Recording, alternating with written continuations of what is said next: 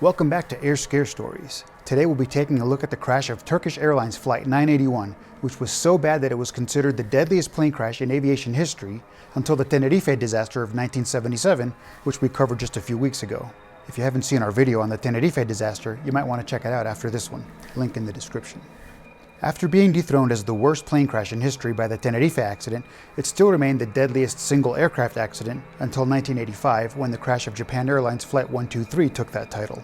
We'll actually be covering that story in the next video, so make sure to subscribe and press the notification bell so you can be notified when it comes out. It was also the deadliest single aircraft accident without any survivors, until the Charkhi-Dowdri mid-air collision on November 12, 1996. I'll probably be covering that one soon too. You're welcome. Even after all that, Turkish Airlines Flight 981 is still considered the deadliest aviation accident with no survivors, the 5th deadliest aviation accident of all time, surpassing even the events of 9/11, yes, you heard that right, the deadliest aviation accident to ever occur in France, the first accident involving a McDonnell Douglas DC-10 where there were fatalities, the deadliest accident involving a DC-10, and the deadliest aviation accident that didn't involve a Boeing 747. So what exactly happened? How many people died? Could it have been avoided? And who's to blame?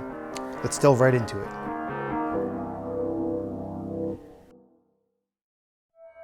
Turkish Airlines Flight 981 was a scheduled flight traveling from Istanbul to London's Heathrow Airport with an intermediate stop at Orly Airport in Paris, France.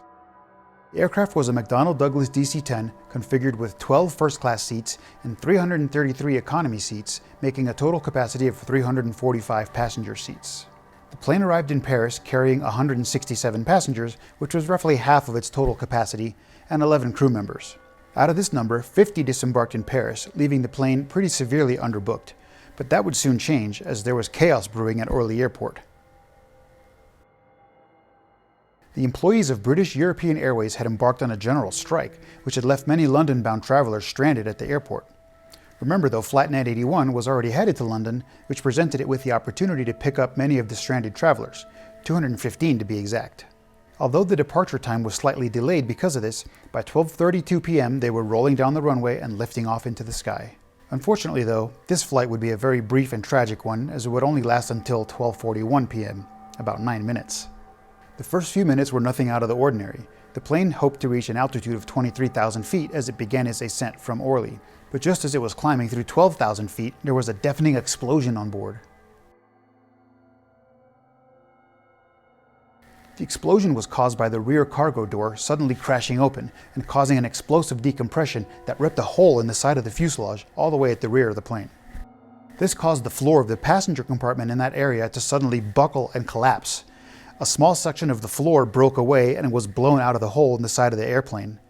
Unfortunately, that section of the floor still had 6 occupied passenger seats attached to it, and they too were blown out of the aircraft.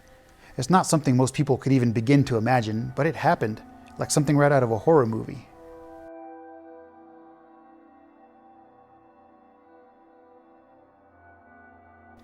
While the passengers were experiencing shock and panic about the sudden tornado-like conditions in the cabin and the appearance of a giant hole and the loss of fellow passengers through it, the crew in the cockpit were unaware of all that and were just trying to comprehend what had happened to their airplane. They found themselves suddenly unable to control or steer it.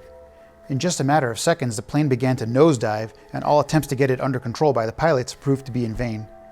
Aside from the 6 passengers and part of the rear fuselage that were gone, the primary as well as both sets of secondary backup control cables that ran underneath the section of the floor that was blown out were gone as well.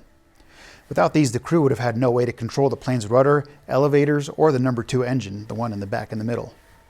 After another few seconds, what was happening to the plane became pretty obvious to the cockpit crew.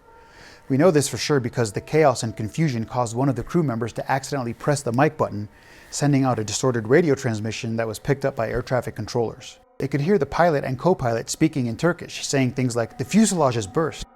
Overspeed warnings could also be heard over the radio, indicating that the plane might break up in mid-air due to the excessive rate at which it was dropping. Captain Burkos was heard shouting, "Speed!"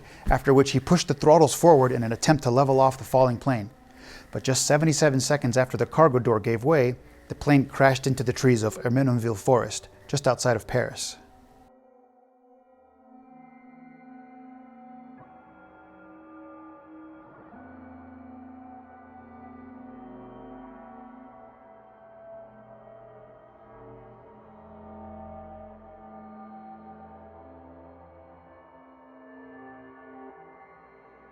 It was estimated that the plane had been traveling at a speed of almost 500 miles per hour when it hit the ground. There were no survivors and only a few small post-crash fires at the impact site. This is because there was literally almost nothing of the plane left intact to burn. The plane was so fragmented that it was difficult for investigators to determine if some of its parts had separated before it crashed or because of the crash. The section of the cabin floor and passenger seats that were ejected is the only exception though. It landed in a turnip field, about 9 miles from where the plane's wreckage was found, with the bodies of the 6 passengers still strapped into their seats. The air traffic controller later stated that just after the explosion, he'd seen a second echo on his radar that remained stationary behind the airplane. It's thought that this was probably the remains of the rear cargo door falling to the earth. Of the 346 passengers and crew members on board, only the remains of 188 of them could be identified. Rescue teams at the accident site would eventually recover over 20,000 fragments of body parts in all.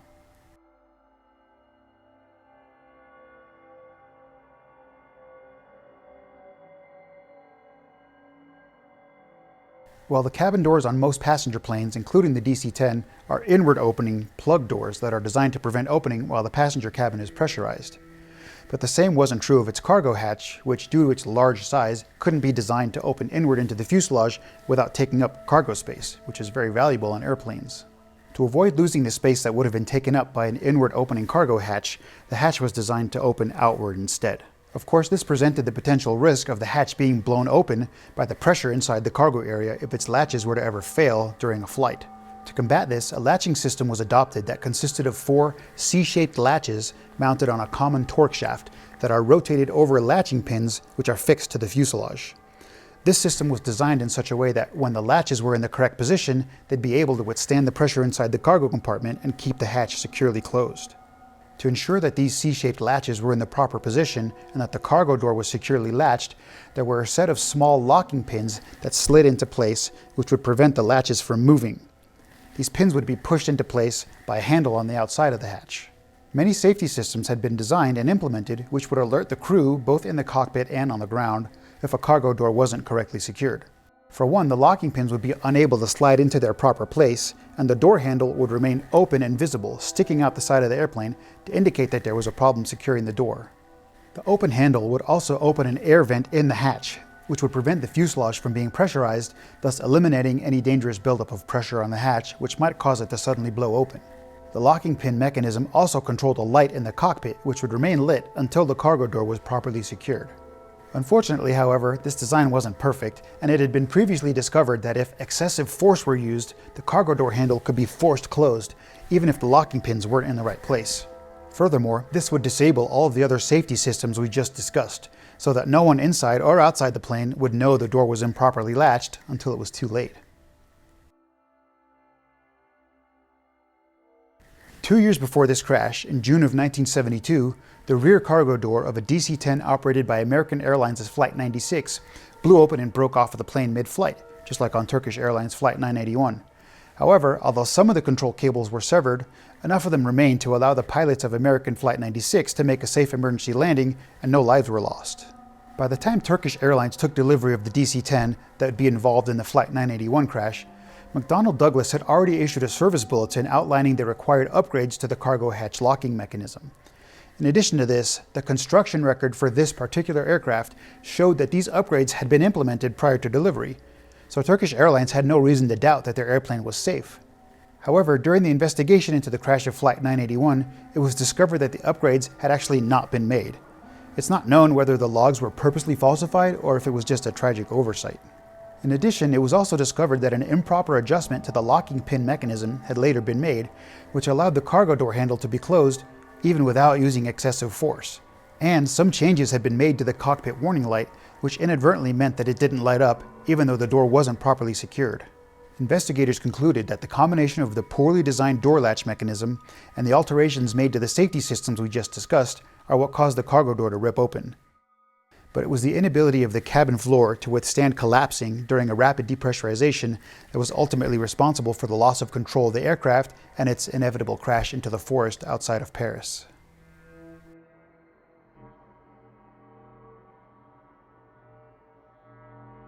McDonnell Douglas, for one, was under serious fire, considering the loss of the cargo door on American Flight 96 2 full years earlier.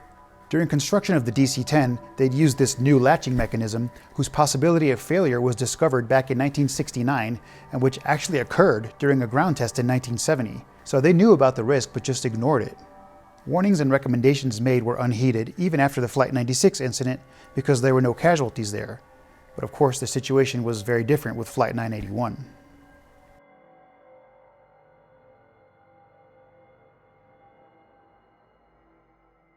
Well, at the time, Boeing had been the leading airplane manufacturer for years, and McDonnell Douglas and Lockheed all wanted a piece of the pie. The McDonnell Douglas DC-10s were rushed to market ahead of Lockheed's L-1011 TriStar, which were meant to fulfill the need for a 3-engine plane with 300 to 400 seats. The rush to be the first to market with such a plane caused McDonnell Douglas to compromise on quality, which eventually led to this disaster. Aside from this, it was also because they believed it was a small problem with a low probability of occurring. If McDonnell Douglas were to disrupt their delivery schedule by stopping to fix the cargo doors of all their new DC-10s, they would have lost a lot of money. The company attempted to defend itself in court, but eventually seeing that it was a lost cause, they decided to settle out of court for $100 million, which is equivalent to almost $600 million in 2022. That is a lot of money. But then again, how much is a human life worth? After this accident, the company redesigned the locking mechanism to prevent the latches from moving into the wrong position and to prevent the handle from being forced into the closed position without the pins being in place. Changes were ordered to be made to all planes with outward opening doors by the Federal Aviation Administration, or FAA. This included planes made by McDonnell Douglas, including the DC-10, Lockheed, including the L-1011 TriStar, and Boeing, including the 747.